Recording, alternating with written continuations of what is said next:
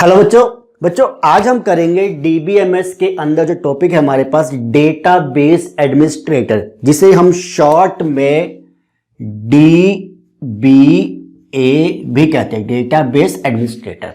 देखो पिछली वीडियो में हमने करा था कि डेटाबेस के डिफरेंट यूजर्स कौन से होते हैं, तो वहां पे हमने मेनली 4 कैटेगरीज पढ़ी थी, जिसमें से एक कैटेगरी के अंदर था डेटाबेस एडमिनिस्ट्रेटर। तो आज इस वीडियो के अंदर हम करेंगे कि डीबीए का रोल या उसके फंक्शंस या उसकी रिस्पॉन्सिबिलिटीज किसी भी नाम से पेपर में आ सकता है, वो क्या क्या है। तो देखो यूनिवर्सिटी एग्जाम में बता दूं मैं 3 से 4 साल के अंदर ये 1-2 बार रिपीट जरूर होता है और 7 से 8 नंबर की इसकी वेटेज होती है, चाहे आप जो मर्जी यूनिवर्सिटी में हो, या कई बार कम में भी कर देते हैं, बट इतनी होती है।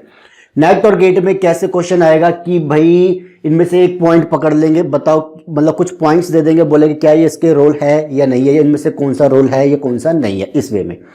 तो चलो बात करते हैं डीबीए एग्जैक्टली कौन है, क्या उसके कॉन्सेप्ट है, क्या उसके रोल और फंक्शनैलिटीज है, उसको समझते हैं। तो पॉइंट डिस्कस करने से पहले आपको एक चीज बता दूं। देखो पिछली भी वीडियो में बताया था मैंने, जो डेटाबेस एडमिनिस्ट्रेटर है वो एक ऐसा, मतलब मान के चलो डीबीएमएस के अंदर एक ऐसा पर्सन है या एक ग्रुप ऑफ पर्सन भी हो सकते हैं, अकेला जरूर नहीं कि अकेला ही हो सकता है ग्रुप ऑफ पर्सन हो, मतलब एक टीम हो जो कि क्या करती है, जिसके पास पूरा का पूरा कंट्रोल होता है डीबीएमएस का, यानी डेटाबेस का। तो सेंट्रल कंट्रोल किसके पास होता है? डीबीए के पास। और ये जरूरी नहीं कि एक हो, या हो सकता है ये एक ग्रुप ऑफ पीपल्स हो, ठीक है जी। तो अब इनके पॉइंट्स पढ़ते हैं। देखो deciding the conceptual schema, contents, या जिसे हम क्या कह सकते हैं, कंटेंट्स ऑफ डेटाबेस। भाई अब इसके पास पहली पावर क्या है कि ये डिसाइड करता है कि हमारा जो कंसेप्चुअल स्कीमा, यानी जो हमारे पास लॉजिकल स्कीमा है वो क्या होगा, उसका डिजाइन ये डिसाइड करेगा डीबीएमएस का, कि कंसेप्चुअल लेवल पे क्या डिजाइन होना चाहिए, या जिसे हम क्या कहते हैं कि उस डेटाबेस के अंदर कंटेंट्स कौन कौन से होंगे वो ये डिसाइड करता है, जिसके अंदर जैसे fields, tables, queries, data types, relationship tables के अंदर या किसी फील्ड के अंदर क्या होंगे वो कौन डिसाइड करेगा? भाई यहां पे हमारा डीबीए, पहली पावर। ठीक है जी, ये हम सारा कॉन्सेप्ट कर चुके हैं, कॉन्सेप्चुअल स्कीमा क्या होते हैं। तो गाइज पिछली वीडियो जरूर देख लेना। आगे बढ़ते हैं, पहला पॉइंट हो गया। देन आता है डिसाइडिंग द इंटरनल स्कीमा और फिजिकल स्टोरेज। दूसरे लेवल पे हमने क्या देखा, जब देखा था कि हमारे पास अगला स्कीमा क्या होता है, तो फिजिकल स्कीमा भी कह सकते हैं या इंटरनल स्कीमा भी कह सकते हैं, जिसमें क्या होता है, how data is stored and represented physical level पे।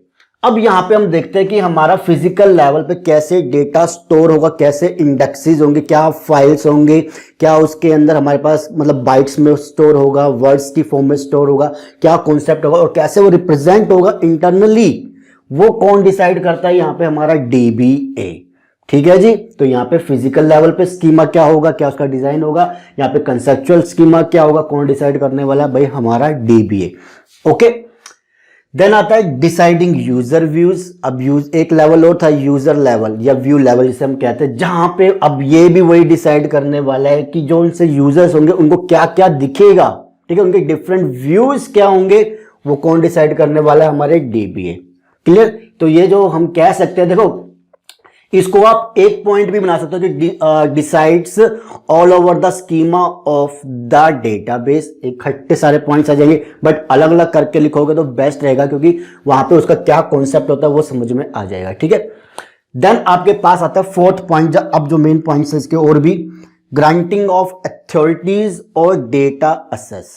अब यूजर्स तो हमने बता दें कि ये डिफरेंट यूजर्स होते हैं, बट यहां पे हमारे पास क्या है, ग्रांटिंग द अथॉरिटीज, किस यूजर को क्या अथॉरिटी देनी है। पिछली बार हमने क्या देखा था, डिफरेंट यूजर्स, तो वहां पे जो डिफरेंट यूजर्स है उसको क्या क्या अथॉरिटीज देनी, क्या क्या पावर देनी, क्या क्या वो डेटा को असेस कर सकते हैं, मतलब क्या क्या डेटा को असेस कर सकते हैं, कितना क्रिटिकल डेटा को कौन सा बंदा यूज कर सकता है। प्रोग्रामर को भाई इतना असेस है, वो यही चीज कर सकते हैं, डिजाइनर को इतना ही असेस देगा, उसकी मर्जी। एक सिंपल यूजर है, उसको हम सिर्फ यही चीज दिखाएंगे, वो कौन डिसाइड करेगा? कौन सी परमिशन देने वाले हैं? डीबीए देने वाला है। ठीक है जी। तो अथॉरिटीज कौन प्रोवाइड करने वाला है, डीबीए। डेटा एक्सेस कौन प्रोवाइड करने वाला है, डीबीए। कौन सी अथॉरिटीज किसको क्या पावर देनी है, भैया यही है। अब यूट्यूब पे अकाउंट हो या फेसबुक पे अकाउंट हो तो क्या हर चीज देख लेते हो, नहीं, अथॉरिटीज दी जाती है, पावर्स दी जाती है। ठीक है जी, आगे चलो। Deciding constants. अब कॉन्स्टेंट्स मैंने आपको बताए थे क्या, कि किसी डेटा के ऊपर, या इसको आप डिसाइडिंग कॉन्स्टेंट्स, या इसको हम वैलिडेशंस भी कई बार कहते हैं, वैलिडेशंस।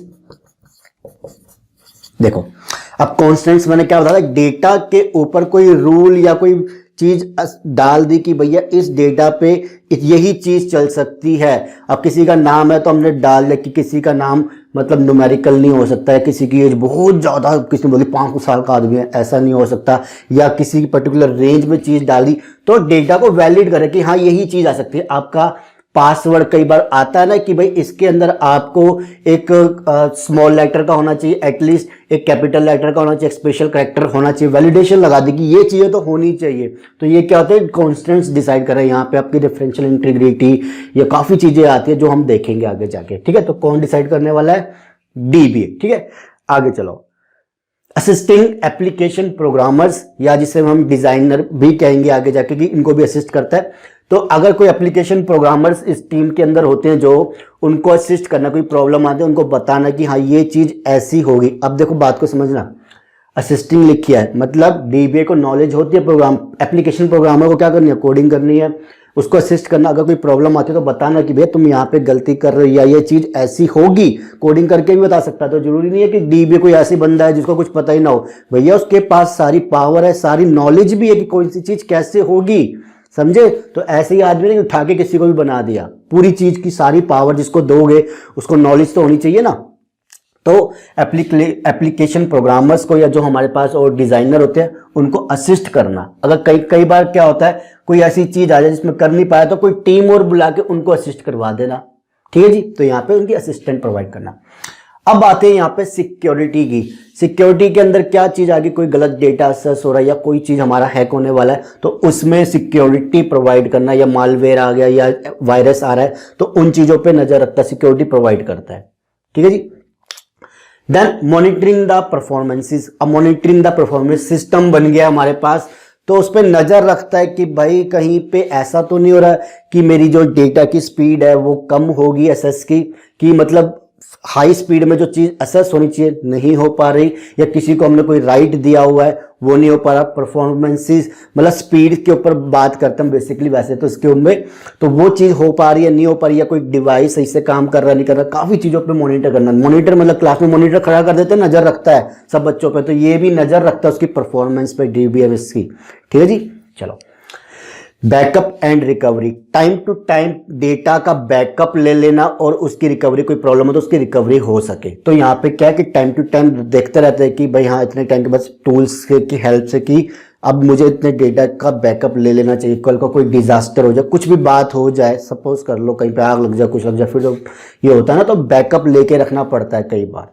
ठीक है जी, तो ये बैकअप एंड रिकवरी पे भी नजर रखता है। Removal of dumps and create free spaces. अब यहाँ पे क्या है कि रिमूवल ऑफ डंप्स, कोई गलत चीज, अब एंड क्रिएट फ्री स्पेसेस, इसको थोड़ा बड़ा ही सिंपल वे में समझाता हूँ इस पॉइंट को। यूट्यूब एक काइंड ऑफ एजुकेशन एंटरटेनमेंट इस टाइप की वीडियोस का एक प्लेटफॉर्म है। ठीक है, यूट्यूब। अब यहाँ पे आके कोई मान लो अडल्ट कंटेंट डाल दे, पॉर्न वीडियोस डाल दे, ठीक है जी, तो यहाँ पे क्या है कि यहाँ पे डंप्स, ये चीजें फालतू डंप्स, हालांकि कंसेप्ट अलग होता है, मैं आपको फिर भी कंसेप्ट बताने की कोशिश कर रहा हूँ फ्री स्पेसेस में कैसे लाना है। कि भाई कोई कंटेंट डाल दे यूट्यूब पे, गलत अडल्ट कुछ भी ऐसा, तो अब यूट्यूब के पास क्या फीचर होते हैं कि एक रिपोर्ट का फीचर होता है कि यूजर जाके रिपोर्ट कर सकता है। वहां पे लिखा होता है कि स्पैम है या अडल्ट कंटेंट है, वायलेंस है, हेट स्पीच है, ये है वो है। तो उससे क्या होता है, पता चल जाता है कि इस तरीके का कंटेंट यूट्यूब पे एग्जिस्ट नहीं करना चाहिए, कोई बेकार में इन चीजों को डाल रहा है, तो वहां पे उस वीडियो को रिमूव कर दिया जाता है। तो वहां से क्या होगा, फ्री स्पेस, डंप्स बेकार की चीजें, या हम ये कहेंगे कि फ्री स्पेसेस क्रिएट करते हैं।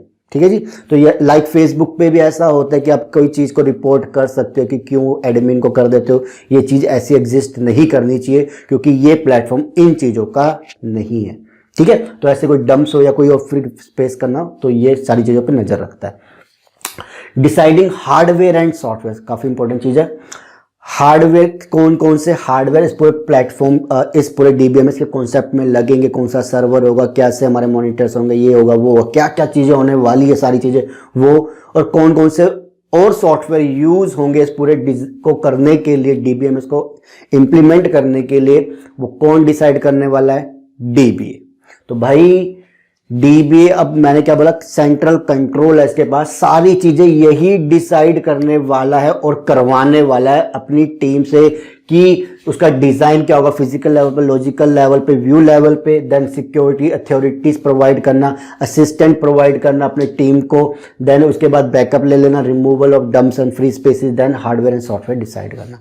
तो भाई यहाँ पे ये पॉइंट्स आपको जरूर लिख के आने पड़ेंगे अगर आप चाहते हो यूनिवर्सिटी एग्जाम में जब क्वेश्चन आए और नंबर 8 या 10 नंबर में आए तो अच्छे नंबर मिल जाए। ये पॉइंट्स जरूर लिखना। ये एक मिनिमम पॉइंट्स है, मान के चलो ये जो 10-11 पॉइंट्स है मिनिमम पॉइंट्स है, ये तो आपको लिखने ही पड़ेंगे। किसी बुक में कम भी होंगे, 4-5 ही बताए होंगे, किसी बुक में इससे 4-5 फालतू भी बताए होंगे, बट ये तो एटलीस्ट लिख के आना अगर क्वेश्चन आपके पास 8 से 10 नंबर में आता है। ठीक है गाइस, तो चलिए गाइस ये कर लीजिए डेटाबेस एडमिनिस्ट्रेटर क्या होता है। अब अगली वीडियो में हम करने वाले कि डेटाबेस की लैंग्वेजेस जो हमारे पास डिफरेंट है हमारे पास, कि definition language, monitoring, manipulation language और भी जो है उसको करेंगे, थोड़ा समझेंगे।